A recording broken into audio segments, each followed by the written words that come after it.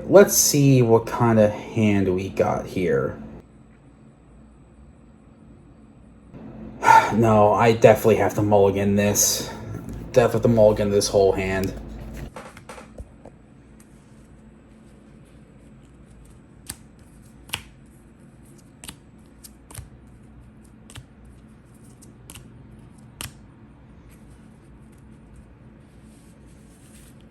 Alright, new hand. Hopefully this one's a lot better. Oh, you've got to be kidding me.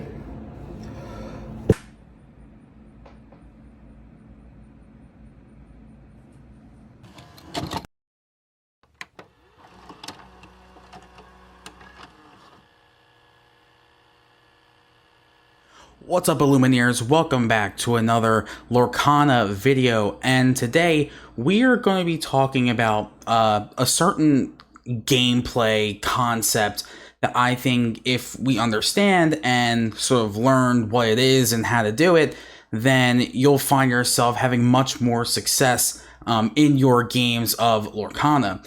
And that concept we're going to be talking about is called the ink curve.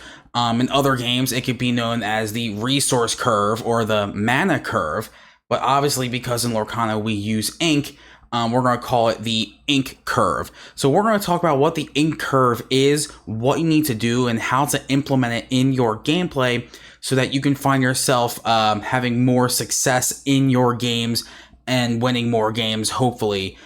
But before we get to that, be sure to like the video if you like it, and if you found it helpful, be sure to subscribe to the channel. We've passed 200 subscribers. The next goal I'm setting is 500, so I would love to get to that point. So again, be sure to like, subscribe, share with your friends, and hopefully this video helps out.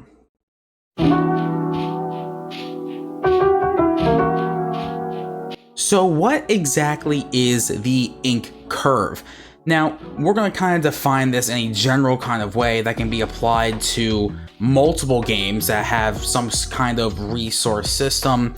Again, in Lorcana, it's ink. In Magic, it's mana. In Pokemon, it's energy. And there's different games with different kind of resource systems, and a lot of them can implement something called a curve.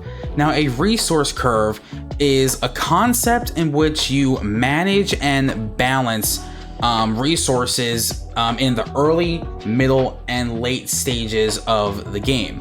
All right, basically meaning how you want to use your resources, what you want to spend them on, and how it can help you get to your end goal at the end of the game. Obviously, a game is in different phases and different stages, and you want to have enough resources and use your resources optimally to get you to where you want to go, and doing it on a curve is one of the most effective ways to do that. So what exactly do I mean when I say, manage and balancing resources throughout the different stages of the game? Well, to put it very simply, and in a perfect world, you're essentially building up resources and building up cards on your board at the cost of those resources, well, in this case, ink. So for an example, on your first turn, you would want to ink one of your cards and then play a 1-drop. And then your next turn, you ink a second card and then play a 2-drop. And then a 3-drop, and then so on and so forth, so that you're not only increasing your ink throughout the game so you have enough at the end, but you're increasing your board presence and your card advantage as well, and using your cards to kind of the fullest extent and most optimally. Because each stage of the game, it's very important to have ink. Obviously, that's how you play stuff. But it's also important to maintain a board presence and maintain card advantage in your hand and on the board, because at least right now in Lorcana, card advantage is everything. And you also don't want to fall behind on resources on ink either, because the more ink you have throughout the game, the more plays you can make, the more things you can do that can help you get to victory. And that's why it's important to sort of manage this curve and sort of play on this curve. All right, so Can this apply to every single aspect of Lorcana? No, obviously there's different factors that go into this, whether you're playing on this curve or not. You know, some decks are very good at ramping resources very quickly and being full of larger cost characters or actions or items, and obviously that's a different play style. But there are a lot of decks where most of them have a 1-drop, most of them have a 2-drop, a 3 or 4, and a lot of times you find yourself having success if you're able to sort of keep that board presence and, again, having as much ink as you need in the end game, in the final stages of the game. So the two factors that can maybe go against the curve thing, it's all very dependent. One is deck building. What kind of deck are you playing? If you're playing a deck, again, that just kind of ramps resources and you wait it out until you get your big characters, that's a different kind of play style. And also, luck is involved. You're not always going to draw the 1-drop that you need, or even the 2-drop that you need. Card games naturally have a lot of RNG in it. You know, sometimes simply you don't draw what you need. But thankfully in Lorcana, there is a mulligan system.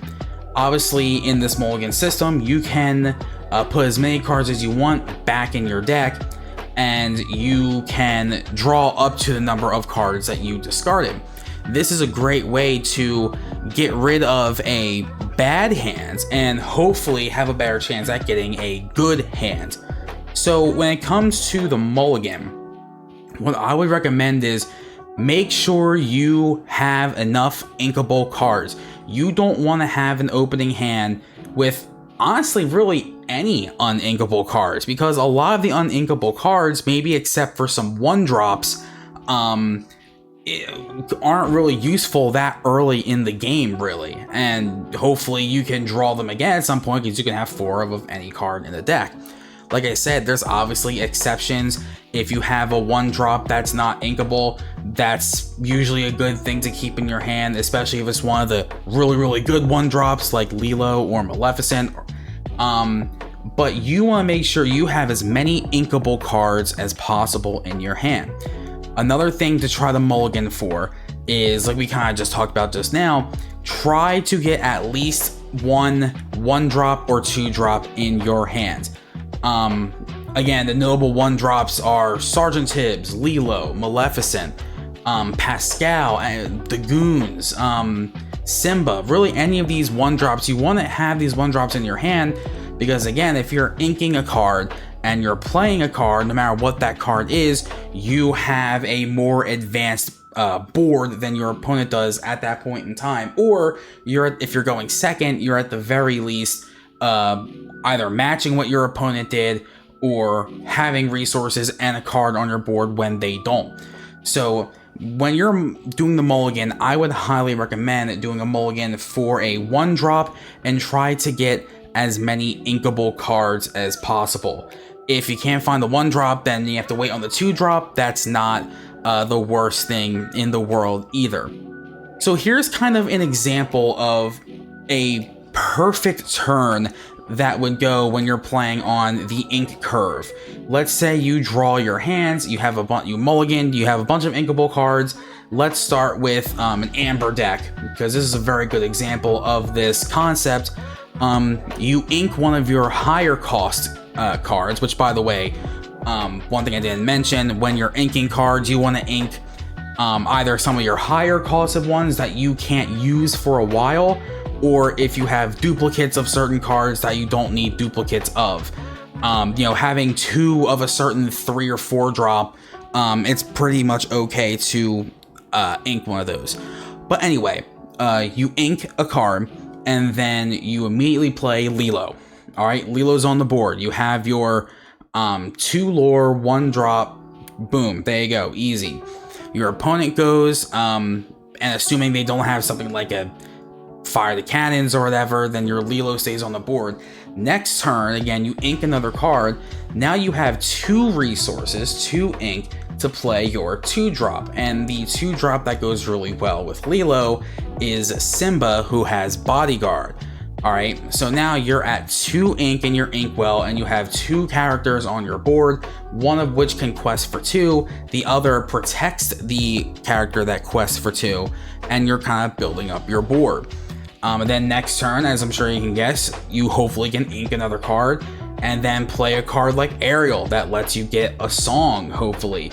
And you're kind of building up your board throughout the game, and next thing you know, you're at 4, 5, 6 resources, and your opponent is either having to challenge your characters instead of collecting lore, or burning ink to use actions on them, and you're maintaining this sort of game state of you are up on resources, and in a lot of cases you're up on cards. And it is very important to sort of know when you want to quest, when you want to challenge, to again maintain that board presence. But that's a whole other video we can get into, talking about when to quest, when to challenge, things like that. Just remember, card advantage in Lorcana is so important.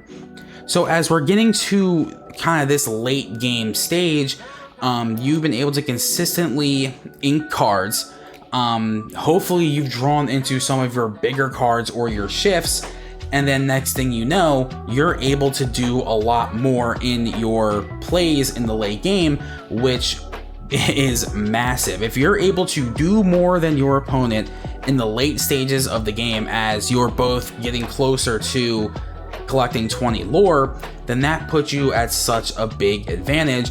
And it's all because you kind of set a really good foundation in the early game by inking cards that you don't need and establishing a formidable board as compared to your opponent. Because again, stuff that happens in the early game can really affect the late game. If they're having to burn resources, getting rid of your smaller cards, then that's less resources and less cards that they have to deal with your larger game-ending cards. Like I said, that was kind of like a perfect scenario that you'll see, like, oh, the 1-drop Stitch, then the Simba bodyguard, and this, that, and the other thing.